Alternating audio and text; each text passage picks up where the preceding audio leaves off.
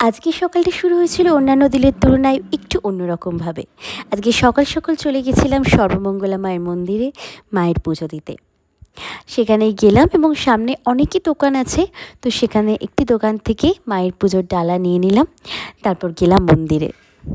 মন্দিরে ঢোকা মাত্রই একটা আলাদাই অনুভূতি সৃষ্টি হয়, এত সুন্দর লাগে।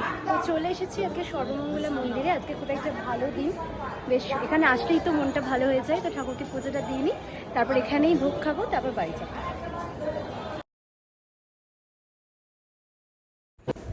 তারপর পুজো দিলাম। পুজো দেওয়ার পর আমরা সেখানে তো টিকিট কাটাই ছিল খাবারের দাম নেয় মাত্র 50 টাকা, কিন্তু অনেক কিছু খাওয়া, এখানে বেশ সুন্দর ভোগ হয়। এখানে দিয়েছিল আমাদের আলু ভাজা, তারপর কুমড়ো আলুর তরকারি, একটা সব রকম সবজি দিয়ে তরকারি, তারপর ছিল শুক্তো, তার সাথে পায়েস, চাটনি, অনেক কিছু। তো খাওয়া দাওয়া করা হয়ে গেল। খাওয়া দাওয়ার পর আমরা সেখান থেকে বেরিয়ে এলাম। খুব ভালো লাগলো আজকের দিনটা।